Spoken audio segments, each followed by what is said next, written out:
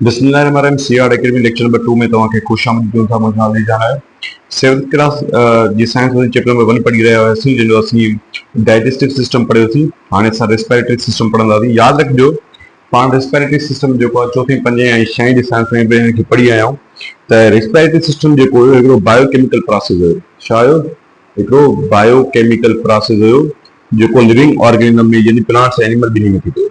इनमें छा हूंदो त इनमें जेके सिंपल कार्बोहाइड्रेट्स आहिनि, इन सिंपल कार्बोहाइड्रेट्स जो फूड आहे जी मिसाल तौर ते ग्लूकोज आहे।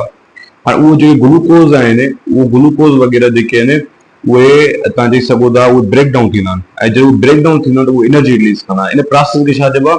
रेस्पिरेशन चइबो आहे। हाणे असां हिनखे डीप में पढ़ूं था।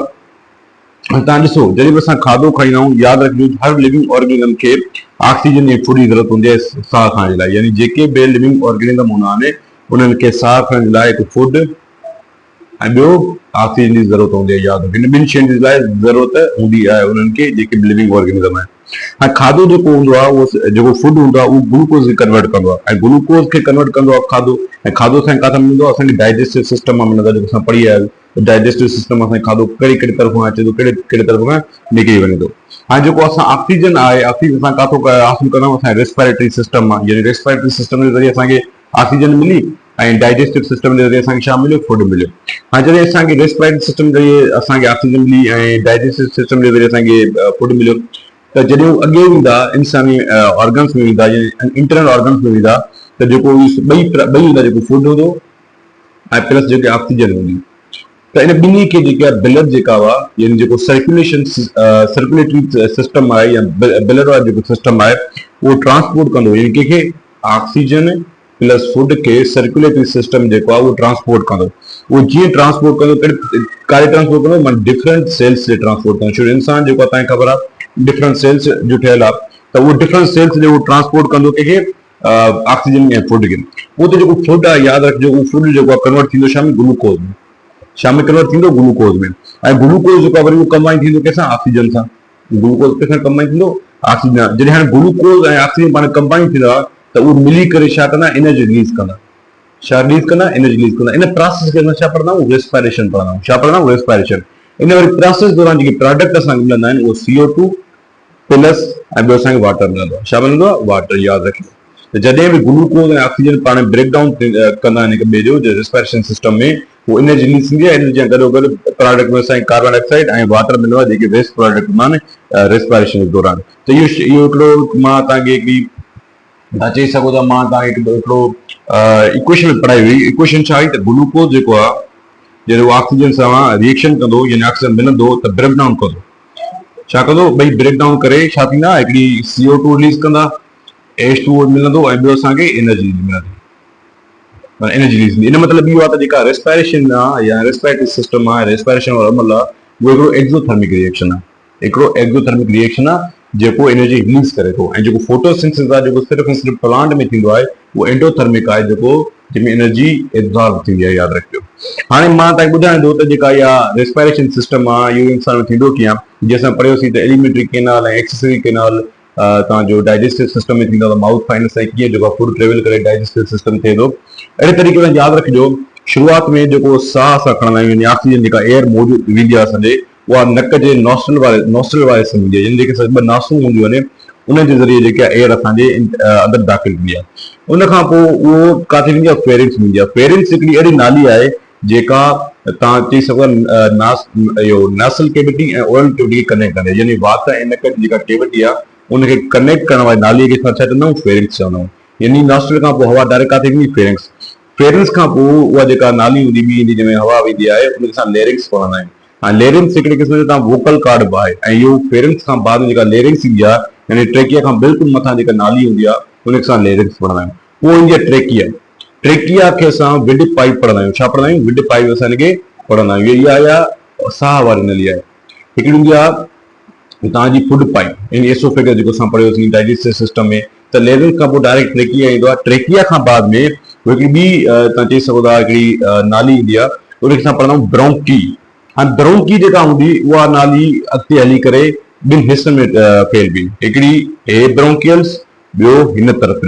त यादि रखिजो त जेके फिफड़ आहिनि हीअं जेके ॿ फिफड़ आहिनि ठीक आहे। हिकिड़ी ब्रोंकियल हिन में वेंदी, ॿी ब्रोंकियल हिन में वेंदी, यानी हिकु ब्रोंकी जेका हुआ वो ॿिनि ब्रोंकियल्स खे पाण में डिवाइड कंदी, पोइ हिकिड़ो ब्रोंकियल जेको आहे उहो हिकिड़े फेफड़ में लॻंदी, ॿियो ब्रोंकियल ॿिए फेफड़ में लॻंदी। उते वरी एल्वियोलाई मौजूदु हूंदो आहे, फेफड़ में एल्वियोलाई मौजूदु हूंदो आहे। एल्वियोलाई खे इन ऑक्सीजन जी ज़रूरत कंदी आहे, उन खां बाद में जेको ऑक्सीजन डिफ्यूज़ थी करे ब्लड ट्रेवल कंदी आहे एल्वियोलाई खां बाद में, ऐं ब्लड खां बाद में उहो ब्लड जेको ऑक्सीजन जेका डिफरेंट पार्ट्स ऑफ बॉडी यानी सेल्स में मोकिलींदी आहे। त जीअं ऑक्सीजन सेल खे ऑक्सीजन जी ज़रूरत हूंदी आहे, यादि रखिजो। त इहो प्रोसेस हूंदो आहे, त जीअं माना नॉस्ट्रल खां वठी कीअं डिफरेंट ऑर्गन्स ताईं पहुचंदी आहे। पहिरियों नासुल ताईं पहुचंदी हवा ईंदी, नासुल खां बाद में तव्हां फेरिंग्स ते वञी सघो था, फेरिंग्स खां बाद जेका हवा ईंदी आहे उहा लेरिंग्स, लेरिंग्स खां बाद में trachea wind pipe, wind pipe खां ब्रोंकी ईंदी आहे, ब्रोंकी जेका डिवाइड थींदी आहे फर्दर टू पार्ट्स में, हिकिड़ी ब्रोंकियल हिकिड़े फेफड़ ते वेंदी आहे, ॿी ब्रोंकियल ॿिए फेफड़ में वेंदी आहे, ऐं हवा जेका डायरेक्ट फेफड़ वारे हिकिड़े एल्वियोलाई पार्ट में वेंदी आहे। एल्वियोलाई खां बाद में जेका उहो ब्लड ॾे मोकिले ऑक्सीजन खां, पोइ ब्लड जेको आहे हुनखे सेल्स में मोकिलींदा आहे, जंहिंखां बाद में जेको आहे डिफरेंट सिस्टम हलंदो आहे रेस्पिरेशन जो। हाणे रेस्पिरेशन सिस्टम में ॿ तरीक़ा इन्वॉल्व हूंदा आहिनि, यादि रखिजो। हाणे उहे असां पढ़ंदासीं। उन में ॿ तरीक़ा इन्वॉल्व हूंदा आहिनि, हिकिड़ो हूंदो आहे ब्रीथिंग वारो, ॿियो हूंदो आहे गैसिस एक्सचेंज वारो, यानी जेका गैस एक्सचेंज थींदी आहे कार्बन ऐं ऑक्सीजन उहो कीअं थींदी आहे। मां तव्हांखे पढ़ायो त ब्रीथिंग जेको हूंदो आहे उहो छा हूंदो आहे, हिकिड़ो अहिड़ो फिज़िकल प्रोसेस आहे जंहिंमें असां ऑक्सीजन इनटेक कंदा आहियूं ऐं जेका कार्बन डाइऑक्साइड आहे उहो आउट कंदा आहियूं, यादि रखिजो। ऐं जेका ऑक्सीजन आहे उहा असां वठंदा आहियूं, अंदरि वठंदा आहियूं, ऐं कार्बन डाइऑक्साइड जेका गैस आहे उहा असां ॿाहिरि कढंदा आहियूं, यादि रखिजो। इन प्रोसेस खे इनहेलेशन एक्सहेलेशन प्रोसेस खे असां छा चवंदा आहियूं, असां इनखे ब्रीथिंग सिस्टम पढ़ंदा आहियूं या ब्रीथिंग पढ़ंदा आहियूं, यादि रखिजो। इन में ॿ टे डिफरेंट पार्ट्स जेके आहिनि वॾो इंपॉर्टेंट रोल प्ले कनि था, जीअं मिसाल जो रिबिकेज आहे, फांसीलू जेके थियनि उन में त कलेक्शन ऑफ बोन्स आहिनि जेके लंग्स खे छा हिकिड़े हिसाब सां चई सघो था त इहे हिफ़ाज़त कयूं वेठियूं आहिनि। उन खां अलावा डायाफ्राम, डायाफ्राम अहिड़ो आहे जंहिंसां तव्हां इनहेलेशन कंदव एक्सहेलेशन कंदव, त डायाफ्राम जो हिकिड़ो मस्कुलर शीट आहे, जेको वॾो रोल हूंदो आहे, जेको रेस्पिरेटरी सिस्टम में हिकिड़ो इंपॉर्टेंट रोल प्ले कंदो आहे। उन खां अलावा टियों जेको आहे थ्रोइक कैविटी। हाणे थ्रोइक कैविटी खे छा चवंदा आहियूं, थ्रोइक कैविटी असां चवंदा आहियूं या असां हिनखे चेस्ट कैविटी चवंदा आहियूं। चेस्ट कैविटी तव्हांखे ख़बर आहे, उते ई त लंग्स मौजूदु हूंदा आहिनि जेके रेस्पिरेटरी सिस्टम खे हिफ़ाज़त कंदा आहिनि। इहे टे जेके पार्ट आहिनि, इहे वरी टे पार्ट छा कंदा आहिनि, वॾी हिकिड़ो अहम रोल प्ले कनि था कंहिंमें ब्रीथिंग सिस्टम में। ऐं तव्हांखे ख़बर आहे जॾहिं असां ऑक्सीजन खे अंदरि खणी ईंदासीं यानी नक जे ज़रिए हुनखे असां इनहेलेशन पढ़ंदासीं, ऐं जॾहिं कार्बन डाइऑक्साइड खे ॿाहिरि कढी ईंदासीं उन प्रोसेस खे असां पढ़ंदा आहियूं एक्सहेलेशन। त इहे ब्रीथिंग सिस्टम असां अॻु में पढ़ी आया आहियूं, तॾहिं असां वधीक डीप में नथा वञूं। हाणे गैसिस एक्सचेंज छा आहे, मां तव्हांखे ॿुधायां गैसिस एक्सचेंज मतिलबु छा आहे, त जॾहिं O2 असां अंदरि खणंदा आहियूं ऐं CO2 असां ॿाहिरि कढंदा आहियूं, ऐं इहो जेको तरीक़ो आहे इन कहिड़े तरीक़े सां खणंदा आहियूं, इन प्रोसेस खे असां एक्सहेलेशन इनखे असां पढ़ंदा आहियूं गैसिस एक्सचेंज। मतिलबु छा आहे त exchange of gas between alveoli and blood capillaries, यानी एल्वियोलाई ऐं ब्लड कैपिलरीज जे विच में जेका गैसिस जी एक्सचेंज थींदी आहे, इन प्रोसेस खे पढ़बो आहे गैसिस एक्सचेंज। छा पढ़बो आहे हिनखे, गैसिस एक्सचेंज। एल्वियोलाई बि हिकिड़ो तव्हां चई सघो था हिकिड़ो पार्ट आहे लंग्स जो, जिते ऑक्सीजन पहुचंदी आहे। ब्लड कैपिलरीज बि जेके आहिनि एल्वियोलाई चौधारी फैलियल हूंदियूं आहिनि। इन ॿिनि में जेका मटासता थींदी आहे, इन प्रोसेस खे असां छा पढ़ंदा आहियूं, गैसिस एक्सचेंज पढ़ंदा आहियूं। ऐं यादि रखिजो एल्वियोलाई जेको हूंदो आहे हिकिड़ो माइक्रोस्कोपिक स्ट्रक्चर आहे, हिकु सिंगल सेल लेयर आहे, जेको माइक्रोस्कोपिक स्ट्रक्चर हूंदो आहे, जेको लंग्स में मौजूदु हूंदो आहे। त यानी जेको एल्वियोलाई आहे हिकिड़ो माइक्रोस्कोपिक स्ट्रक्चर आहे, यादि रखिजो। इहो छा आहे, हिकिड़ो माइक्रोस्कोपिक स्ट्रक्चर आहे, यानी इहो सिंगल सेल स्ट्रक्चर आहे, या इनखे सिंगल सेल्यूलर लेयर पढ़ी सघो था, जेके असां डायरेक्ट नथा थी सघूं विदाउट माइक्रोस्कोप जे ज़रिए सां नथा थी सघूं। हाणे इहो जेको एल्वियोलाई हूंदो आहे उहो कंप्लीटली सराउंड हूंदो आहे, तव्हां चई सघो था ईअं हिकिड़े ब्लड कैपिलरीज मतिलबु नसुनि जे ज़रिए, उहे रॻूं जेके जंहिंमें रत वहंदी आहे उनखे असां कैपिलरीज पढ़ंदा आहियूं। त उहो एल्वियोलाई जेको हूंदो आहे उन चौधारी ब्लड कैपिलरीज वेड़ियल हूंदियूं आहिनि, यादि रखिजो। जीअं बाल हूंदो आहे, क्रिकेट खेॾंदा आहियूं त बाल जी चौधारी असां जीअं टेप वेड़ींदा आहियूं, त इहो बाल एल्वियोलाई आहे, ऐं जेका चौधारी असां टेप वेठे हूंदा उहा टेप रिलीज़ में छा आहे, तव्हां चई सघो था कैपिलरीज आहिनि। ऐं थींदो छा आहे, जॾहिं बि ऑक्सीजन इंटर कंदी आहे एल्वियोलाई में, हाँ जॾहिं ऑक्सीजन जेका इंटर थी करे छा में एल्वियोलाई में, उहो अॻे थींदो छा आहे त जेको डिफ्यूजन प्रोसेस थींदो आहे। डिफ्यूजन प्रोसेस मतिलबु छा हूंदो आहे त ऑक्सीजन जेका उहा एल्वियोलाई खां वञी करे डायरेक्ट किथे पहुचंदी आहे, कैपिलरीज में, यानी ब्लड कैपिलरीज में उहो ट्रेवल कंदी आहे, ब्लड कैपिलरीज में ट्रेवल कंदी आहे। उन खां बाद में जेका आहे उहो डिफरेंट पार्ट्स ऑफ ऑर्गन में वेंदी आहे। वरी जेका कार्बन डाइऑक्साइड हूंदी आहे, उहो कार्बन डाइऑक्साइड जेका गैस हूंदी आहे उहा ब्लड कैपिलरीज में वञी करे बाद में एल्वियोलाई में वेंदी आहे। एल्वियोलाई खां बाद में जेको मां पढ़ायमि तव्हांखे त कीअं उहो नासुल खां बाद में अचे थियूं, त उहो जेका CO2 ॿाहिरि निकिरी वेंदी आहे। छा पढ़ियो असां त लास्ट में एल्वियोलाई ईंदो आहे। एल्वियोलाई खां अॻु में छा हुयो, ब्रोंकियल्स हुयो, ब्रोंकियल्स अंग में छा आयो, ब्रोंकी हो, ब्रोंकी अंग में छा आयो तव्हांजो ट्रेकिया आयो, ट्रेकिया अंग में छा आयो, लेरिंग्स हुयो, लेरिंग्स अंग में छा आयो, फेरिंग्स हो, फेरिंग्स अंग में छा नॉस्ट्रल नॉस्ट्रल्स हुयो, याद रखियो। त जेका CO2 आहे उहा जॾहिं ब्लड कैपिलरीज़ खां बाद एल्वेलाई ते ईंदियूं त एल्वेलाई खां बाद उहो नक जे ज़रिए निकिरी वेंदियूं ॿाहिरि, इनखे असां एक्सहेलेशन पढ़ंदा आहियूं, गैसेस एक्सचेंज पढ़ंदा आहियूं। सेम जॾहिं ऑक्सीजन ईंदी त जॾहिं उहो एल्वेलाई ते पहुचंदी ब्लड कैपिलरीज़ जेको आहे हुनखे सॼे जिस्म में फेराईंदी पई, इन प्रोसेस खे गैसेस एक्सचेंज पढ़ंदो आहे। माना ॿिन्ही में डिफ्यूजन प्रोसेस थींदो आहे, ऑक्सीजन एल्वेलाई जे ज़रिए ब्लड कैपिलरीज़ वञी करे फैलिबी आहिनि सॼे जिस्म में, वरी कार्बन डाइऑक्साइड ब्लड कैपिलरीज़ मां वञी करे एल्वेलाई पहुचंदी आहे, एल्वेलाई खां बाद नक जे ज़रिए निकिरी वेंदी आहे। इन सॼे प्रोसेस खे ब्लड जेको ट्रांसपोर्ट कंदी आहे ऑक्सीजन के इन प्रोसेस में गैसेस एक्सचेंज पढ़ंदा, याद रखिजो।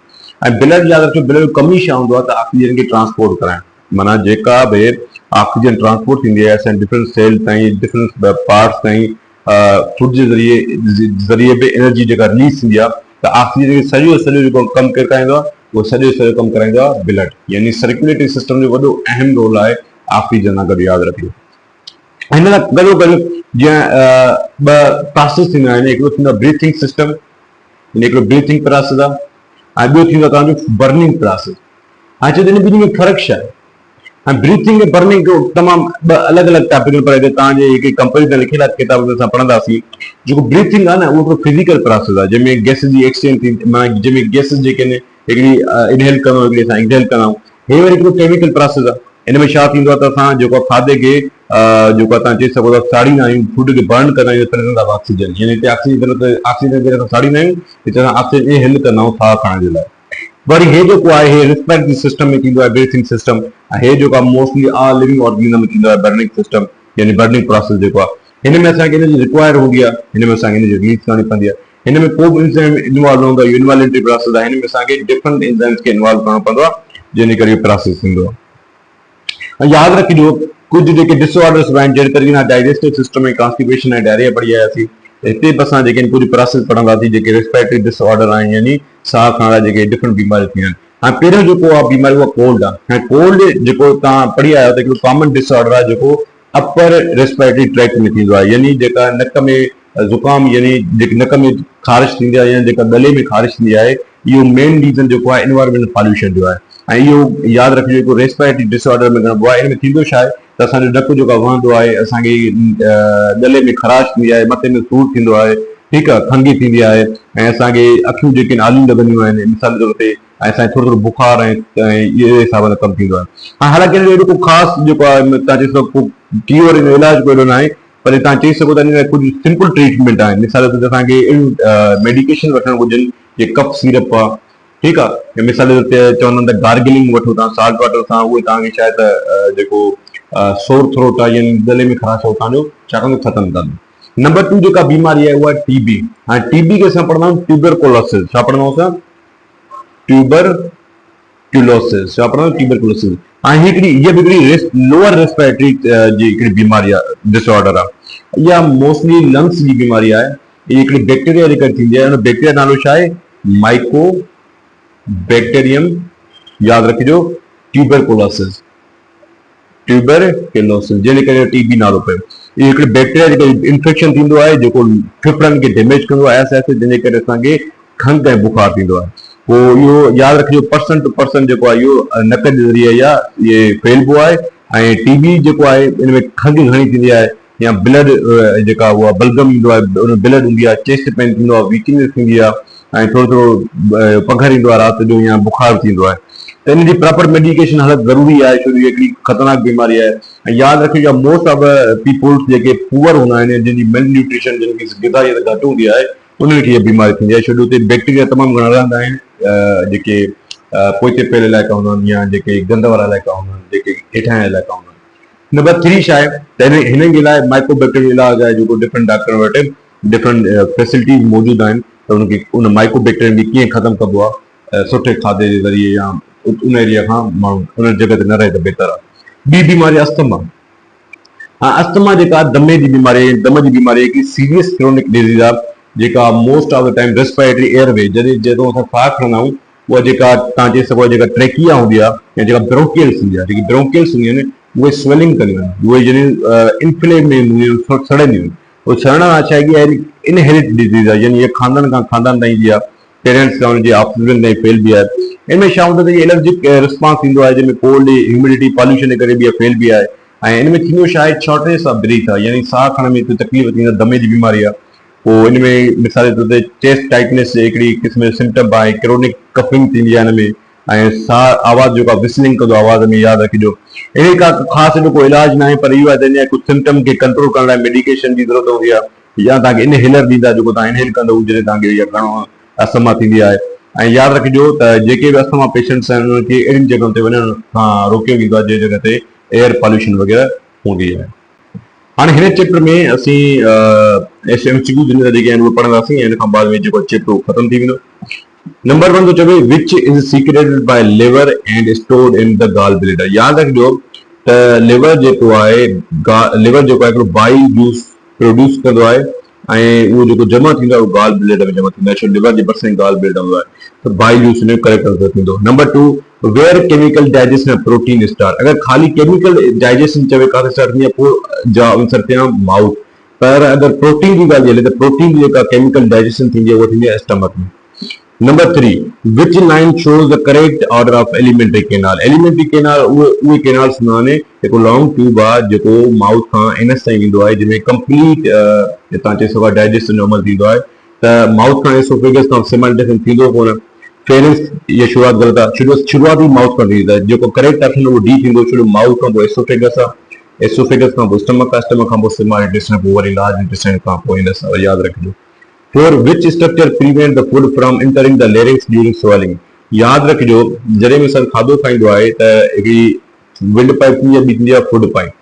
त जॾहिं खाधो इंसान खाईंदो आहे त विंड पाइप जेको हिसो बंदि थींदो आहे, उन वारे हिसे खे असां एपिग्लोटिस पढ़ंदा आहियूं। यादि रखिजो त एपिग्लोटिस जेको आहे उहो विंड पाइप खे बंदि करे छॾींदो, जो अगरि खाधो विंड पाइप में हलियो वेंदो इंसान जो साह खणण जो अमल जेको आहे नुक़सान न अची सघे थो। इन जे करे एपिग्लोटिस जो कमु छा आहे, जॾहिं ऑक्सीजन या कार्बन डाइऑक्साइड एक्सचेंज थिए त फूड पाइप बंदि थी वञे।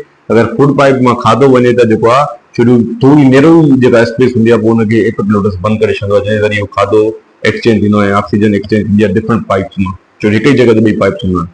5 चए थो which option correctly show the difference between, माना हिन ब्रीथिंग ऐं बर्निंग मां हिकिड़ो हिन में को न को ग़लति ऑप्शन हूंदो। चए थो it is a physical process. हाणे ॾिसो पहिरियों ई ग़लति आहे, छो जो मां हाणे पढ़ायां तव्हांखे बर्निंग प्रोसेस जेको आहे हिकिड़ो केमिकल प्रोसेस थींदो आहे, जंहिंमें ब्रीथिंग फिजिकल थींदो आहे। त जेको करेक्ट ऑप्शन ए आहे, बाक़ी ॿ पढ़ी ग़लति आहे, छो पहिरियों असांखे हिते केमिकल प्रोसेस आहे, फिजिकल प्रोसेस आहे। ठीकु आहे, त उमेद आहे तव्हांखे जो चैप्टर नंबर 1 आहे 7 क्लास आहे जो तव्हांखे तमामु घणो सम्झ में आयो हूंदो ऐं पसंदि आयो हूंदो लेक्चर। अगरि पसंदि आयो त जंहिं बि जॻह ते वीडियो ॾिसो था, चाहे यूट्यूब ते, फेसबुक ते या टिकटॉक ते, त वीडियो खे ज़रूरु ॾिसो, लाइक कयो, शेयर कयो ऐं सम्झो। उन खां अलावा इंशाअल्लाह जल्द खां जल्द जेको आहे ॿियो चैप्टर असां अपलोड कंदासीं। Thank U very much.